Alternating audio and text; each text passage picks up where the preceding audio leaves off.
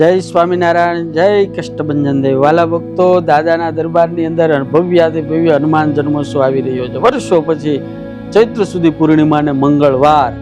અને આપ સૌ જાણો છો કે કિંગ ઓફ સાળંગપુર મૂર્તિની સ્થાપના થઈ અને 1 વર્ષ પૂર્ણ થવા જઈ રહ્યું છે। તો આ વખતે દાદાના દરબારમાં અલૌકિક નજારો છે।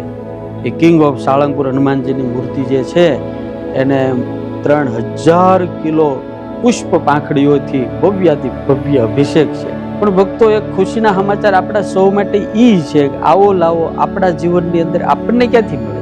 તો મને એમ થયું કે મારા પુષ્પથી મારા દાદાનો અભિષેક, એટલે જે ભક્તોને પુષ્પ લાવવા હોય, ફૂલ લાવવા હોય, મોગરાના હોય, ગુલાબના હોય, ગલગોટાના હોય, જેને જે ફૂલ લાવવા હોય એ દાદાના દરબારની અંદર 22 એપ્રિલ સોમવારના દિવસે સવારે 10 વાગે પહોંચાડજો। જેના ખેતરાઓની અંદર ફૂલ થતા હોય, ખેતરથી પણ દાદાના દરબારમાં એ ફૂલ પુષ્પ પહોંચાડી શકે છે, અથવા જેને કઈથી લઈ આવવા હોય એ પણ લાવી અને દાદાનો અભિષેકમાં લાભ લઈ શકે છે। આ વખતે આપણે સૌ ભેગા થઈ મારા ફૂલથી મારા દાદાનો અભિષેક કરીએ અને આપણે બધા દાદાને રાજી કરીએ। જય શ્રી રામ।